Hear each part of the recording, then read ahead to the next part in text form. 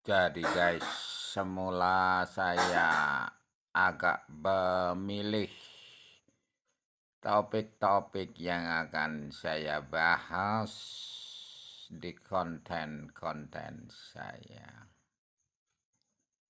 Namun itu semua ternyata makan waktu untuk dapat memberikan secara rutin dan cepat, continue berkelanjutan.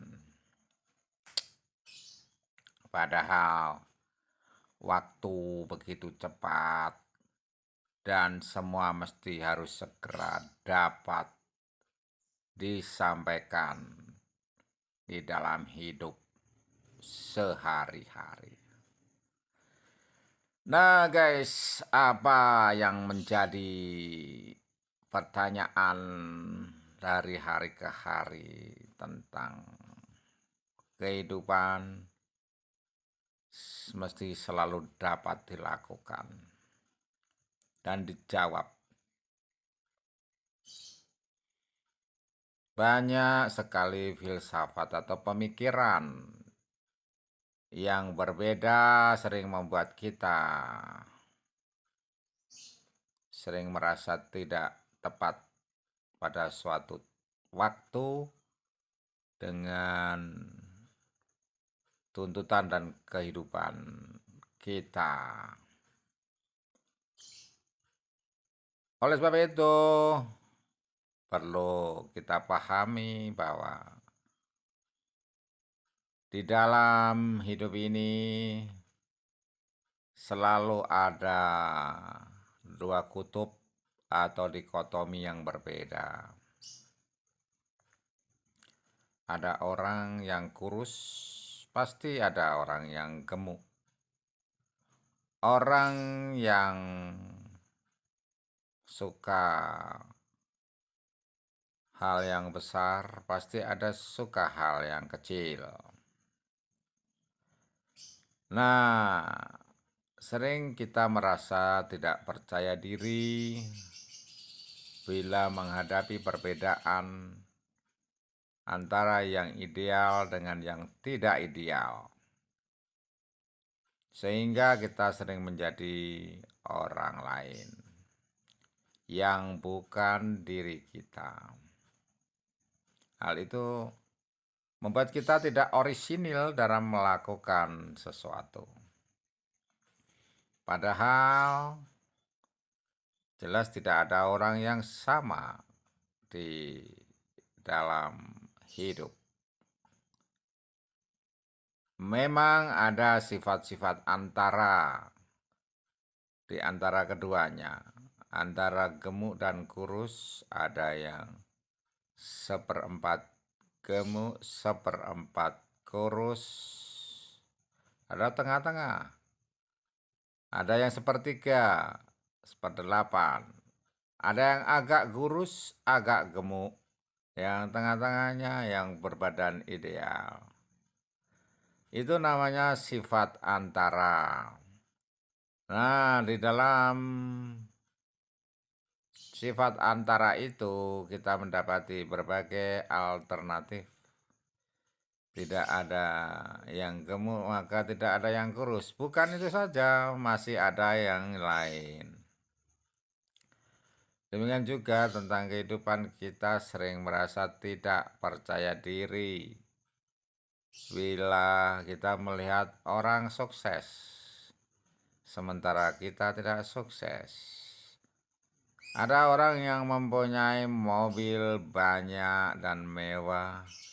Ada orang yang hanya mempunyai sebuah sepeda motor. Nah, saudara,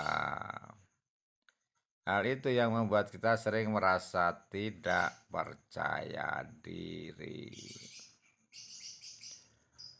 Padahal masalah dalam kesemuanya sudah kita lihat ada sifat-sifat antara.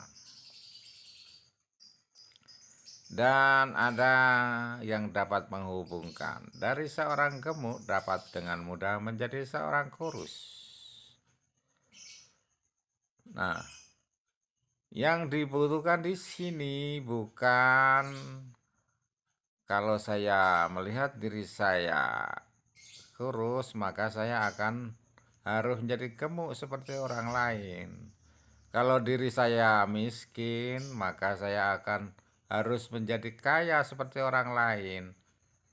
Sementara banyak hal membuat kita tidak dapat mewujudkan impian kita itu. Maka apa yang harus dilakukan, guys? Sebetulnya yang dibutuhkan bukan tentang saya harus menjadi kaya, saya harus menjadi miskin, saya harus menjadi selalu sehat. Itu semuanya baik, guys. Tetapi harus diingat, kalau orang sakit, kalau orang tidak sukses, kalau orang miskin, apakah itu akan menghambatnya untuk mempunyai hak hidup?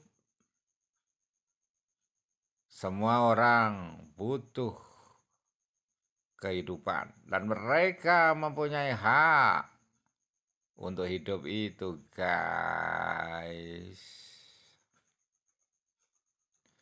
Nah, disinilah guys kita melihat bahwa yang dibutuhkan,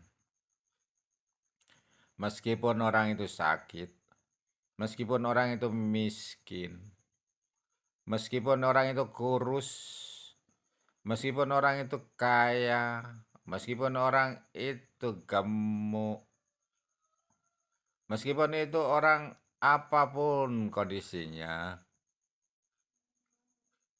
yang dibutuhkan adalah sama-sama hidup.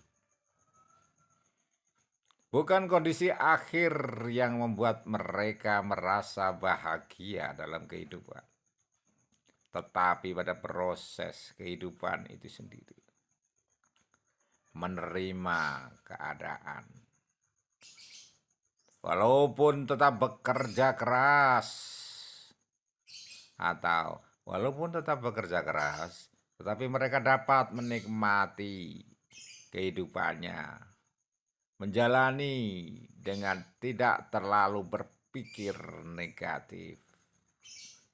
Jadi, tidak ada istilah kamu harus sukses, kamu harus sehat, kamu harus kaya, kamu harus pintar, kamu harus nomor 1.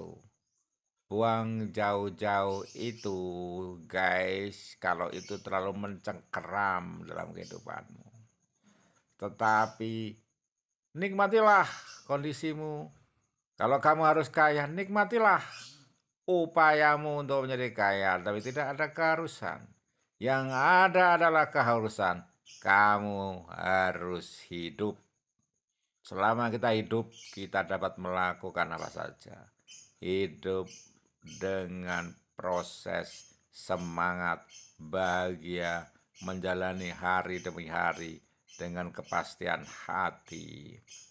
Apapun kondisimu, orang sakit berhak bahagia, orang miskin berhak bahagia, orang yang dikatakan bodoh berhak bahagia. Mereka semua berpikir demikian, maka dikatakan tidak ada yang dungu dari setiap orang Indonesia.